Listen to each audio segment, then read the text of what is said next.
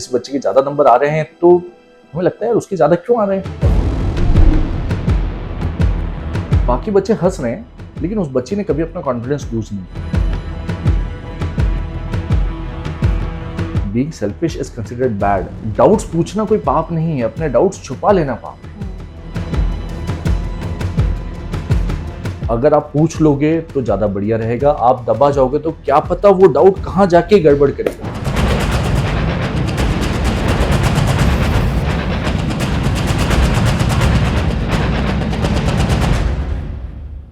You know the ranks.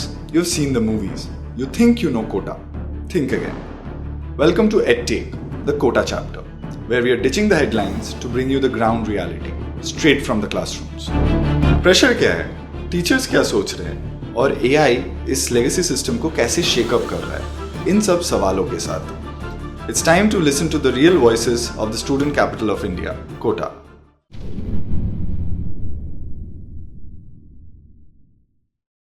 तो class में जब आप पढ़ाते हैं तो आई सपोज कि बहुत सारे बच्चे ऐसे हैं कि एक कंपटीशन मोड में आ जाते हैं कि उससे बेटर करना है, तो anxiety, over thinking, mental pressure बहुत बढ़ जाता है।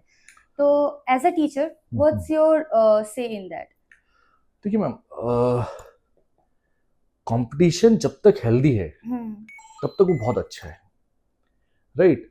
आप परेशान नहीं हो सकते कंपटीशन से, और आप कंपटीशन, दूसरी बात भी उसकी उतनी ही सत्य है कि आप कंपटीशन को इग्नोर नहीं कर सकते।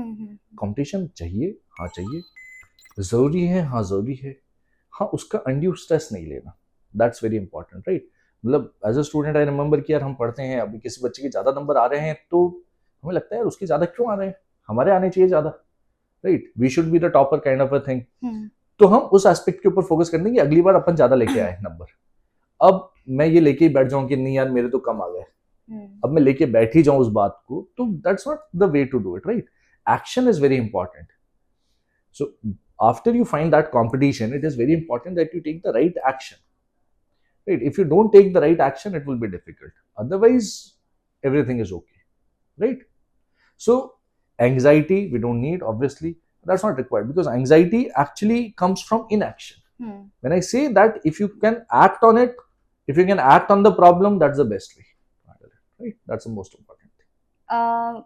ऐसा कोई इंसिडेंट है कि मतलब जो अभी भी याद है आपको, एक स्टूडेंट जो मैथ से बहुत डरता था या डरती थी और उसके बाद एक मोटिवेशन आ गया कि हाँ, और जेई क्रैक भी हो गया? ये इंसिडेंट के पॉइंट ऑफ व्यू से एक बच्ची मेरे को याद है, ठीक है। ये बहुत शुरुआत की बात है, मतलब the very first year that I started teaching. मतलब क्लास में इतने सारे बच्चे थे, 100 students in the class, and उस बच्चे के डाउट्स बहुत ही, मतलब कई बार बहुत आसान आसान चीजें ही पूछ लेते थे। मतलब होता है ना कि यार बहुत ही सिंपल क्वेश्चन, जैसे बच्चों ने मुझसे, आप ये मानिए 11th में बच्चों ने फ्रैक्शंस ऐड करने के क्वेश्चंस भी पूछे हैं, उस लेवल पे नहीं, लेकिन उसके अलावा उसने कि सर स्क्वायर्स वगैरह फैक्टराइज करना, ये बहुत ही सिंपल कॉन्सेप्ट होते हैं जो कि बच्चा 9-10 में पढ़ लेता है ना।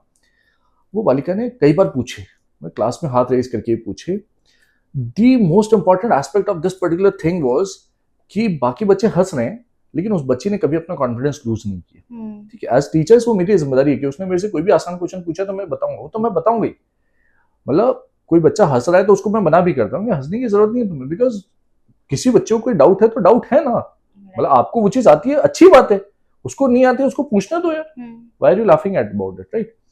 सो हमने डाउट्स डिस्कस किए, मतलब क्लास में, क्लास के बाद बच्चे ने बहुत बारीक बारीक डाउट्स ही पूछे, एंड जब वो डाउट्स जिस तरह के पूछते थे आपको लगेगा कि बच्चा तो कमजोर है, ये सिलेक्ट कैसे होगा। अल्टीमेटली उस बैच में से जो बच्चे सिलेक्ट हुए, उस सिलेक्टेड लिस्ट में उसका नाम था।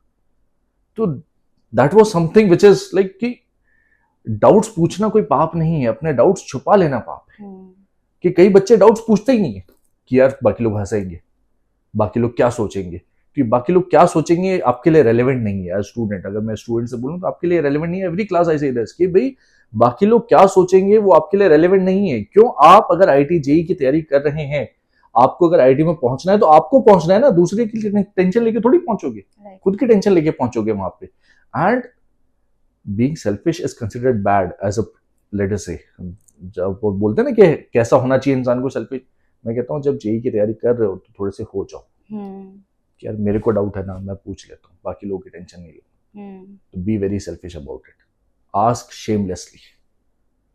अगर आप पूछ लोगे तो ज्यादा बढ़िया रहेगा, आप दबा जाओगे तो क्या पता वो डाउट कहां जाके गड़बड़ करेगा।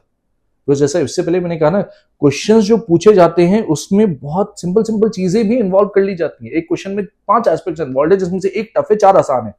4 आसान जनरली वो 4 आसान किसी काम के नहीं है, लेकिन अगर आपको नहीं आते तो वो बहुत काम के, वहीं आपका क्वेश्चन अटक गया। And it happens many a times. क्या आपने कहा कि मेरे को ये टफ टफ टॉपिक सारे आते हैं, मेरे को बेसिक वाला टॉपिक ये ढंग से नहीं आता, क्वेश्चन आप ढंग से अटेम्प्ट ही नहीं कर पाओगे। आप पेपर पूरा का पूरा अटेम्प्ट करने की सोचोगे, आप नहीं कर पाओगे। क्यों? क्योंकि कहीं ना कहीं तो 4-5 क्वेश्चंस में अगर भी वो चीज लग रही होगी तो आप अटक जाओगे यार। As simple as that. तो even a very simple thing is very important. अगर आपको नहीं आती है तो आपको पूछ लेनी चाहिए, कॉन्सेप्ट क्लियर कर लेना चाहिए। इस जगह पे भी कई बार बच्चे जो नहीं कह पाते हैं, अभी मैंने थोड़ी देर पहले भी कहा था कि हम we are trying to gauge these things with the help of applications and with the help of AI. कि बच्चा नहीं कह पा रहा है तो भी यार टेस्ट हमने पूछ लिया, उस बेसिस पे हमने गेज कर लिया कि कहाँ कमजोरी है। There are shy people also, right? As a student I was also pretty shy कई बार कि भी यार अपन कर लेंगे, ठीक है। लेकिन मुझे ऐसा लगता है कि अगर आप पूछ लें तो ज्यादा बढ़िया है क्लास में, राइट? एंड वो एक बच्ची है, उसने सिलेक्शन मतलब she got selected in spite of, और जो कई बच्चे जो उसके ऊपर हंसते थे उनमें से कई बच्चे, मुझे कहना नहीं होगा, लेकिन उनसे बेटर रैंक वो लेके आई। कुछ बच्चे ऐसे भी थे जो सिलेक्ट नहीं भी हुए, हर कोई नहीं हो पाता है, ठीक है ना, but she got selected. That's quite inspiring. Drop outs के स्टूडेंट्स के बारे में अगर हम बात करें, वो लोग बहुत डीमोटिवेटेड हो जाते हैं। स्पेसिफिकली मैंने कुछ वीडियोस देखा वाइल रिसर्चिंग, तो वो लोग बता रहे थे कि हर साल मैथ्स का पेपर ज़्यादा लेंदी आता है, ज़्यादा हार्ड आता है। तो how what would you like to say? देखिए, ड्रॉपर्स की जब हम बात करें तो पहली बात तो भाई आपकी चॉइस होनी चाहिए कि आपको ड्रॉप लेना है नहीं लेना है, ठीक है। ये एक पर्सनल चॉइस है, मैं कहूँगा इसमें पेरेंट्स का टीचर्स का नहीं। अब ये सबसे पहले पर्सनल चॉइस होनी चाहिए। और मैं जनरली अगर कुछ भी ढंग का अगर आपको फर्स्ट अटेम्प्ट में मिल रहा है तो आपको चले जाना चाहिए, rather than spending 1 year over more for preparation. This is general statement that, मतलब एक जनरल व्यू पॉइंट मेरा ये रहता है कि अगर आपको कुछ भी ढंग का मिल रहा है तो आप उसको अटेन कर ले। हाँ, आईआईटीज के लिए अगर आप ड्रॉप ले रहे हैं तो it is something which is it should be a choice of your own. First of all, paper की टफनेस की जहां तक बात करें तो पेपर टफ कोई सा भी कभी भी आ सकता है। जे एडवांस की बात करें, जे एडवांस में फिजिक्स, केमिस्ट्री, मैथ्स सब टफ ही आते हैं, कोई ऐसा नहीं है कि आसान आता है, नहीं आता। हाँ, जेई मेन की बात करें तो मैथ्स इन जनरल लेंदी होता है, there is no doubt about that, lengthy होता ही है वो। उसमें भी जैसे मैंने बताया कि बहुत सारे छोटे छोटे कॉन्सेप्ट्स होते हैं। अगर आप बेसिक्स में स्ट्रांग हैं रिलेटिवली तो आप विद रिलेटिव मोर ईज आप उस पेपर को अटेम्प्ट कर सकते हैं। बट टफनेस की जहां तक बात है तो आप इस बार का पेपर देखेंगे तो आप कहेंगे बच्चे ने कहा सर केमिस्ट्री टफ आ गया।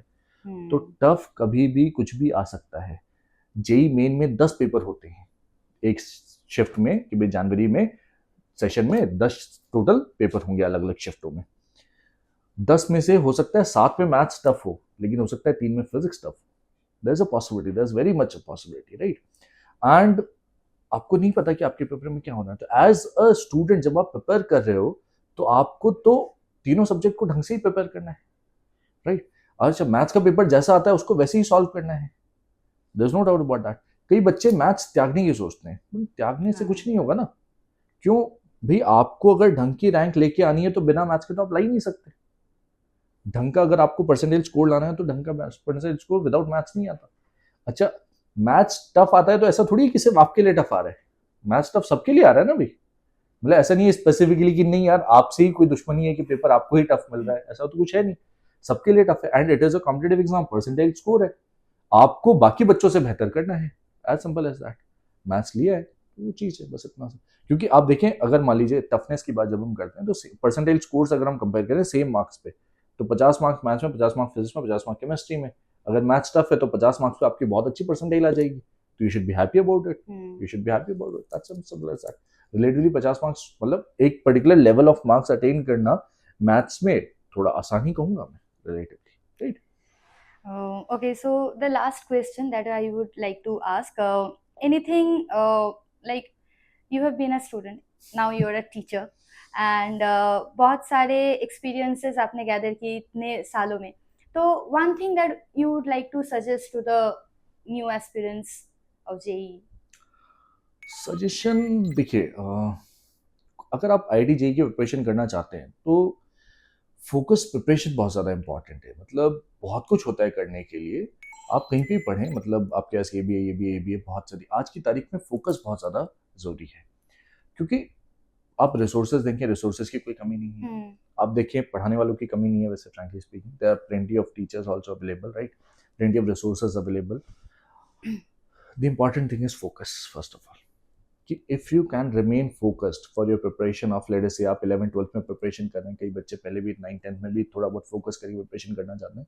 आप 11th-12th 2 साल ढंग से अगर फोकस के साथ प्रिपरेशन कर लें, उसमें विशेष ये है कि भाई फोकस के साथ प्रिपरेशन करने का मतलब है कि बैठ के फोकस ही कर रहे हैं, नहीं बैठ के फोकस नहीं, फोकस के साथ प्रिपरेशन मतलब डेली का काम डेली खत्म कर लेना बहुत ज़्यादा ज़रूरी है। अगर आप इतना कर लेते हैं, डेली का काम डेली खत्म कर लेते हैं और अपना इधर उधर ध्यान भटकाते नहीं हैं, मतलब आप 1 घंटे खेलने जा रहे हैं, this is okay, this is करना चाहिए आपको, लेकिन 1 घंटे आप मोबाइल पे रील्स स्क्रॉल कर रहे हैं, वो नहीं करना चाहिए। क्यों? वो आपके ब्रेन को अननेसेसरी जबरदस्ती डिस्टर्ब करता है। This is not something that you are supposed to do. Leave the phone, remain focused. You can use time for playing, that is something which is okay, but remove the phone from your life first of all, for remaining focused for your preparation. Once you remain focused, things will become very simple for you in general. And preparation फिर कोई difficult चीज़ नहीं है, preparation फिर आराम से हो जाती है। और ये प्रिपरेशन का फेज ही है जो कि एक्चुअली बहुत इंपॉर्टेंट है आपकी लाइफ में।